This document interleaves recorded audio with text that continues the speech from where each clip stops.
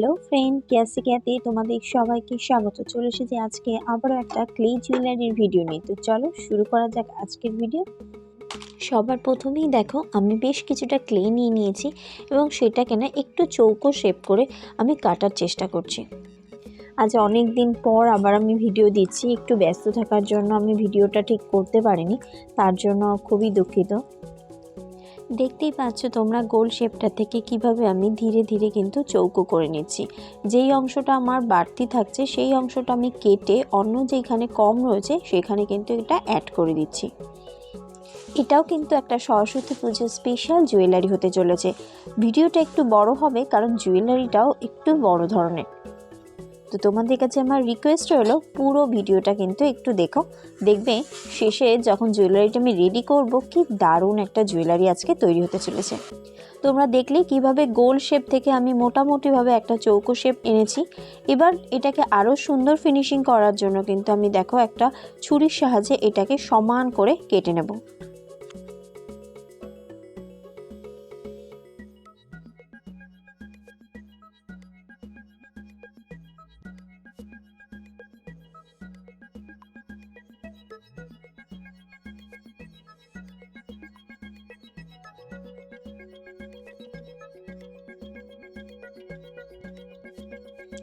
এবার আরও কিছুটা ক্লে নিয়ে নিয়েছি এবং এই ক্লেটাকে কিন্তু আমি দেখো ধীরে ধীরে এরকমভাবে লম্বা করে নিয়েছি। এটা কিভাবে করেছি এর আগের ভিডিওতে আমি দেখিয়ে দিয়েছি, তো সেক্ষেত্রে আর আমি রিপিট করলাম না। এটা দুপাশে দেখো আমি এগুলোকে লম্বা করে লাগিয়ে দিচ্ছি।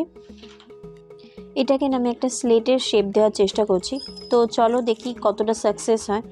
তো সবার প্রথমেই দেখো আমি কিন্তু দু সাইডে মোটামুটি লাগিয়ে নিয়েছি এবং এইটাকে হাতের সাহায্যে কিন্তু আমি একটু ফ্ল্যাট করে নিয়েছি।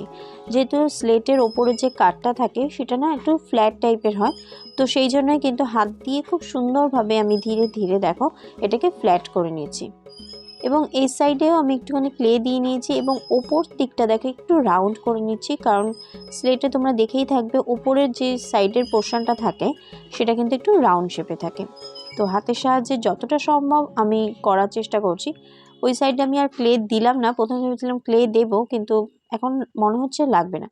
তো চলো এবার আমি একটা হাঁস করে নিচ্ছি। হাঁস করে নেওয়ার জন্য আমি বেশ কিছুটা ক্লে নিয়ে নিয়েছি এবং ক্লেটাকেও কিন্তু আমি ওপরের দিকে একটু লম্বা করে নিচ্ছি। এর আগেও আমি আমার ভিডিওতে একটা হাঁস করে দেখিয়েছি, তো সেই জন্য খুব একটা ডিটেলসে যাচ্ছি না, কারণ তাহলে গিয়ে কিন্তু আমি অন্য যেই পার্টগুলো এখানে দেখাবো সেগুলো সম্পূর্ণ আমি দেখাতে পারবো না। তবুও দেখো যতটা সম্ভব আমি তোমাদেরকে এখানে দেখিয়ে দিয়েছি। ওপর দিকটা আমি সরু করেছি এবং নিচের দিকটা না চওড়া করে দিচ্ছি। হাতের সাহায্যে এটাকে হাঁসের শেপ দেওয়ার চেষ্টা করছি আমি। দেখো উপরের দিকটা সরু করেছি এবং নিচের দিকটা কিন্তু একটু চওড়া রেখেছি।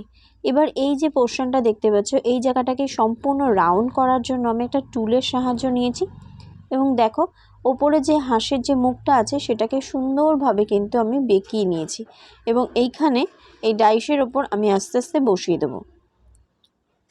একটু হাতের ফিনিশিং দিয়ে যদি করা হয় তাহলে কিন্তু দেখবে জিনিসটা খুব সুন্দর একটা লুক দেয়। তোমরাও কিন্তু অবশ্যই এই ধরনের জুয়েলারি একবার ট্রাই করে দেখবে করার পরে কি সুন্দর একটা লুক দিয়েছে।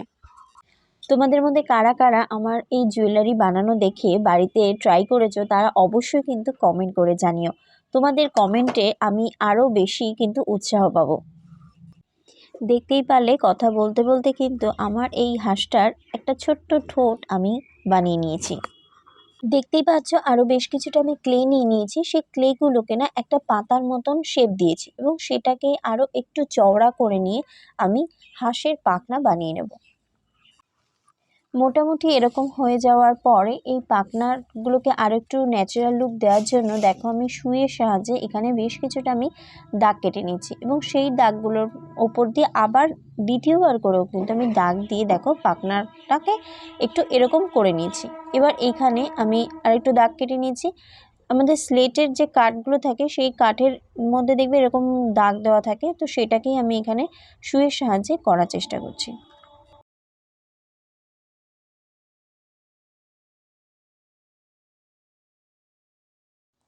হাঁসের যে ডানাটা আছে সেই ডানাটাও কিন্তু দেখো আমি একটু তেরা বেঁকা করে এখানে সেট করে দেবো।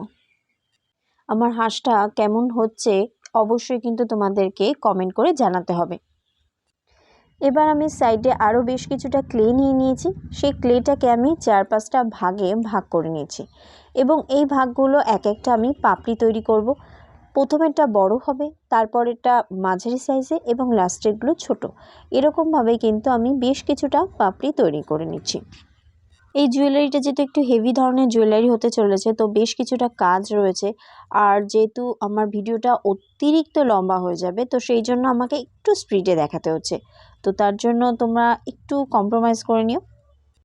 এখানে আমি একটা পদ্ম তৈরি করব। সেই পদ্ম তৈরি করার জন্য দেখো পাপড়িগুলোকে কিন্তু একটার পর একটা আমি খুব সুন্দরভাবে সেট আপ করে নিচ্ছি।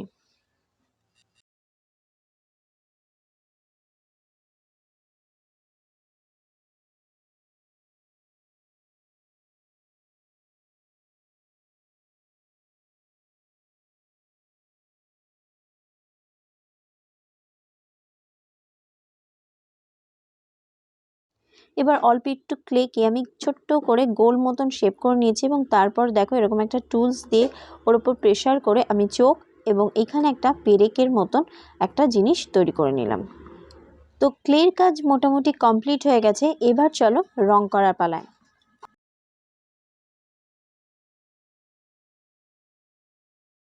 সবার প্রথমেই আমি হোয়াইট কালার দিয়ে সম্পূর্ণটা কভার করে ফেলবো।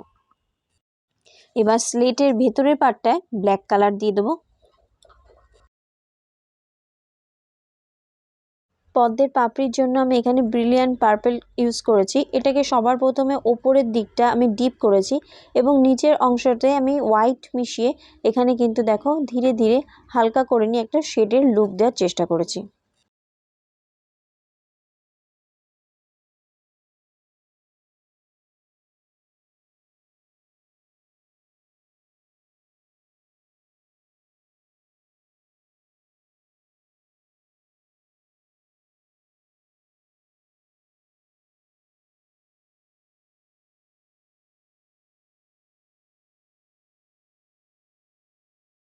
এবার স্লেটের যে কাঠটা আছে সেটা সবার প্রথমে রং করব। সেটার জন্য দেখো আমি এখানে ইয়েলো কালার ইউজ করেছি।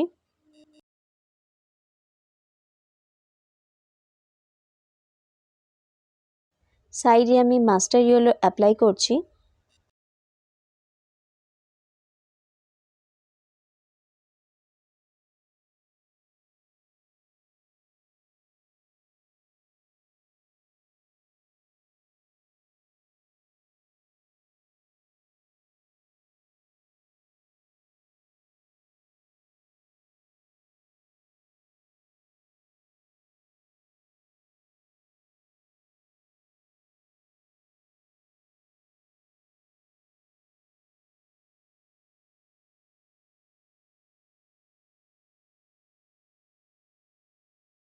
তোমরা একই জিনিসের উপর যখন দেখবে 2-3টে কালার ইউজ করছো, তখন না খুব সুন্দরভাবে কিন্তু একটার সঙ্গে একটা মিশিয়ে দেওয়ার চেষ্টা করবে, যাতে করে বোঝা না যায় যে কালারগুলোকে তোমরা আলাদা আলাদা করে করছো।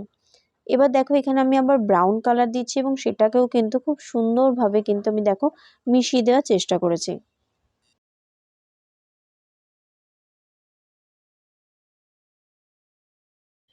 এবার দেখো এটাকে আমি ধীরে ধীরে কিন্তু একটা কাঠের লুক দেওয়ার চেষ্টা করছি। জানি না কতটা সাকসেস হয়েছি। সাকসেস হলাম কি হলাম না সেটাও যদি তোমরা কমেন্ট করে জানাও, তাহলেই বুঝতে পারবো যে আমার এই জুয়েলারিটা দেখতে মোটামুটি সুন্দর হয়েছে। এবার আমি ডিপ ব্রাউন কালারটা ইউজ করছি এখানে। হাঁসের যে ডানাটা দেখতে পাচ্ছ, এখানেও কিন্তু আমি লাইট ব্লু কালারটা ইউজ করেছি। এক্ষেত্রেও কিন্তু আমি প্রথমে ডিপ করেছি এবং তারপর এর সঙ্গে হোয়াইট অ্যাড করে ধীরে ধীরে কিন্তু হালকা কালার করে নিচ্ছি।